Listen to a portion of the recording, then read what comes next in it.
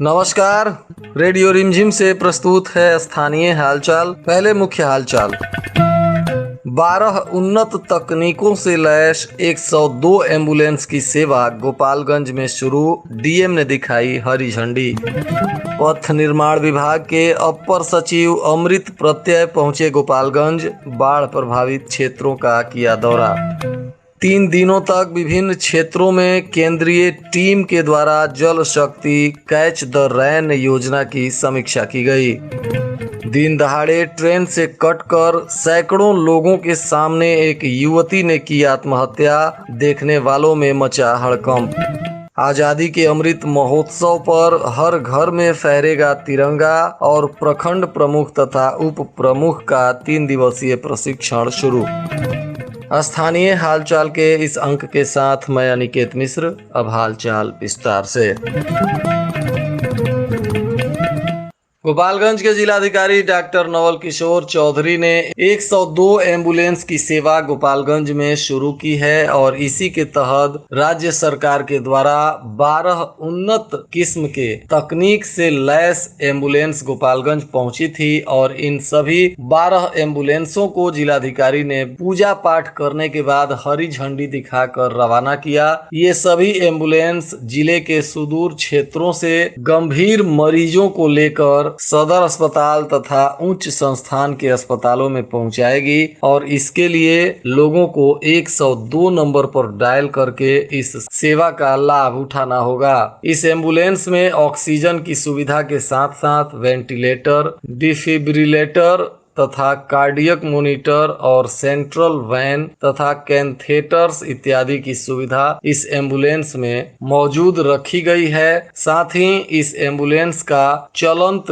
गहन चिकित्सा कक्ष के तरह सेवा लिया जा सकेगा। इस कार्यक्रम में सिविल सर्जन डॉक्टर वीरेंद्र प्रसाद और डीपीएम धीरज कुमार के साथ कई कर्मी मौजूद रहे।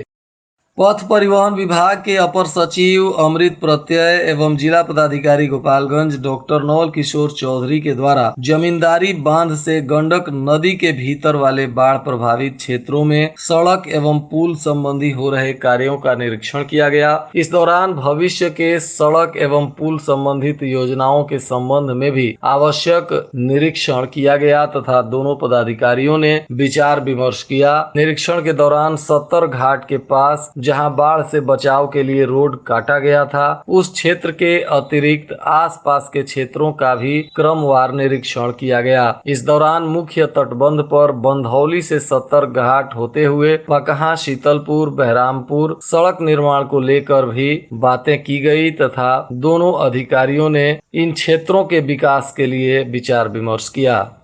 जिलाधिकारी के निर्देश पर बुधवार को जल शक्ति अभियान कैच द रैन के अंतर्गत केंद्रीय जांच टीम के द्वारा विजयपुर प्रखंड में वृक्षारोपण, अमृत सरोवर, पोइन एवं सार्वजनिक तालाब इत्यादि का निरीक्षण किया गया। बताते चलें कि केंद्रीय टीम 3 दिनों से गोपालगंज जिले के विभिन्न क्षेत्रों में जल शक्ति अभियान कैच द रैन के अंतर्गत हुए कार्यों की समीक्षा कर रही है और इनके साथ गोपालगंज के भी कई पदाधिकारी मौजूद रहते हैं तथा जिले के विभिन्न क्षेत्रों में जाकर इन योजनाओं के बारे में केंद्रीय टीम को बताया जाता है और केंद्रीय टीम के द्वारा बारीकी से निरीक्षण भी किया जाता है। नगर थाना क्षेत्र के तुरकाहा रेलवे ढाला के पास एक रोंगटे खड़े कर देने वाली घटना दिन दहाड़े हो गई। दरअसल यहां ढाला पर एक युवती ने सैकड़ों लोगों के बीच ट्रेन के सामने कूदकर अपनी आत्महत्या कर ली और ट्रेन ने युवती के शव को छत बिछत कर दिया। दरअसल तुरकाहा ढाला के पास छपरा के तरफ से एक पैसेंजर ट्रेन आ रही थी जिसके लिए रेलवे फाटक को बंद कर दिया गया था और दोनों तरफ से राहगीरों की भीड़ लगी थी तथा वाहनों के कतार भी लगे थे। परंतु जैसे ही ट्रेन ढाला के पास पहुंची कि वहां पहले से घात लगाए एक युवती ने सीधे इंजन के सामने जंप लगा दिया जिससे ट्रेन के चपेट में आने से युवती का सर धड़ से अलग हो गया और पैर हाथ भी कट गए। जिसके बाद ट्रेन ने कुछ दूर तक युवती के शव को घसीट दिया जिससे उसके चीथड़े उड़ गए और वहीं सड़क के किनारे दोनों तरफ खड़े लोगों ने जब इस दृश्य को देखा तो तो लोगों में हड़कंप मच गया। कुछ दूरी पर जाकर ट्रेन तो रुकी, परंतु छत बिछत शव को देखकर लोगों के रोंगटे खड़े हो गए। इसके बाद स्थानीय लोगों ने इसकी सूचना पुलिस को दी तो मौके पर पहुंची पुलिस ने शव को कब्जे में लेकर पोस्टमार्टम के लिए भेज दिया और मामले की जांच पड़ताल में जब जुटी तो मृत युवती हरखुआ गांव के रहने वाले राजेंद्र शाह की 18 वर्षीय पुत्री काजल कुमारी निकली, जिसके बाद पुलिस ने पोस्टमार्टम कराने के बाद शव परिजनों को सौंप दिया और मामले की तफ्तीश में जुट गई है।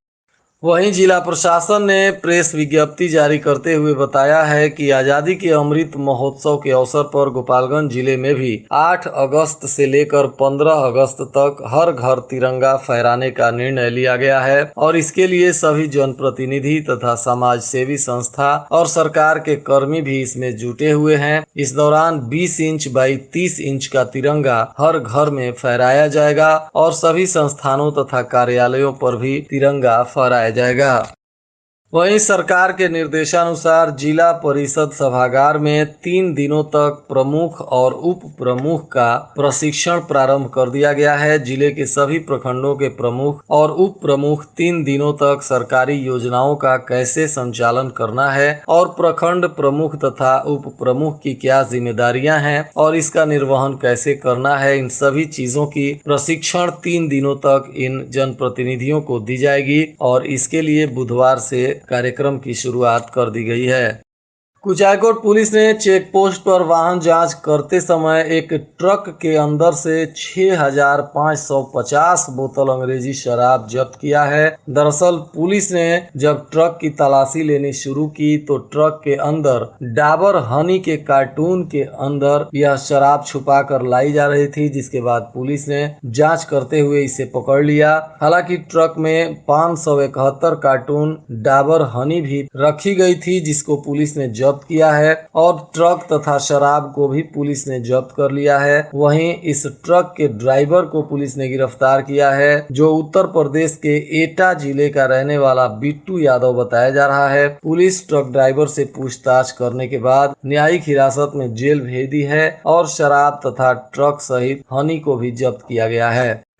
सिधोलिया प्रखंड के बुचिया में शिक्षकों ने एक बैठक करते हुए एक मृत शिक्षक के आत्मा की शांति के लिए शोक सभा रखी थी। साथ ही शिक्षकों ने आर्थिक रूप से कमजोर मृत शिक्षक के परिजनों को सहयोग देने के लिए भी सामूहिक रूप से राशि देने का निर्णय लिया है। ये मृत शिक्षक बिशुनपुरा कन्या विद्यालय में कार्यरत राजेश ठाकुर बताए जा रहे हैं, जिनके आकस्मिक निधन से उनके शिष्यों और सहपाठियों में शोक व्याप्त है तथा शिक्षकों ने इनके आत्मा की शांति के लिए ईश्वर से प्रार्थना किया।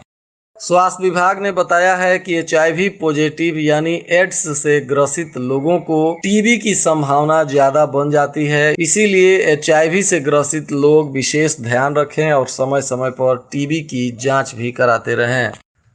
वहीं विजयपुर के रतनपुरा गांव में धान की रोपनी कराने गई एक महिला के घर कुछ लोगों ने तोड़फोड़ करते हुए लाखों रुपए की चोरी कर ली है। इस मामले में पीड़ित महिला सुहैला देवी ने थाने में प्राथमिकी दर्ज की है और अपने ही गांव के कुछ लोगों को आरोपी बनाया है, जिसके बाद पुलिस मामले की जांच पड़ताल में जुट गई है।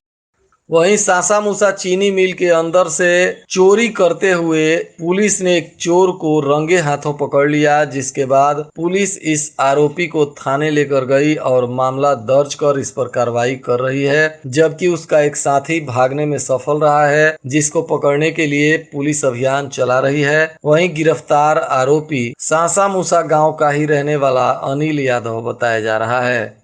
वहीं भोरे में बेखौफ अपराधियों ने हुस्सेपुर के एक बाजार में एक कपड़ा व्यवसायी से 10 लाख रुपए की रंगदारी मांगी और रंगदारी नहीं देने पर बदमाशों ने दुकान पर फायरिंग की, जिसके बाद पूरे क्षेत्र में दहशत का माहौल कायम हो गया है। वहीं मौके से पुलिस ने एक खोखा भी बरामद किया है तथा मामले की तफ्तीश में जुट गई है। इस घटना में पीड़ित दुकानदार का नाम पिंटू कुमार गुप्ता बताया जा रहा है, जिनकी कपड़े की दुकान है और वहीं पर अपराधियों ने फोन कर 10 लाख की रंगदारी मांगी थी और रंगदारी नहीं देने पर जान से मारने की धमकी भी दी थी, जिसके बाद अपराधियों के द्वारा पिंटू कुमार गुप्ता के दुकान पर फायरिंग भी की गई है। फिलहाल पुलिस मामले की तफ्तीश में जुट गई है।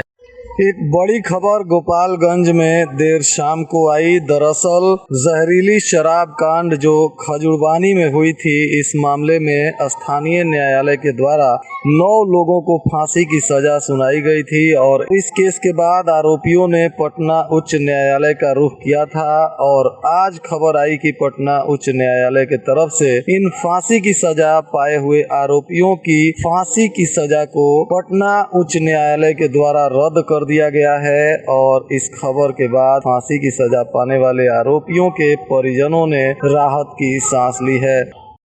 वहीं सिधौलिया थाना क्षेत्र के शेर गांव में आपसी विवाद को लेकर हुई मारपीट की एक घटना में एक व्यक्ति गंभीर रूप से घायल हो गया, जिनका नाम सैयद मियां बताया जा रहा है। घायल व्यक्ति का सरकारी अस्पताल में इलाज चल रहा है और पुलिस मामले की जांच पड़ताल कर रही है।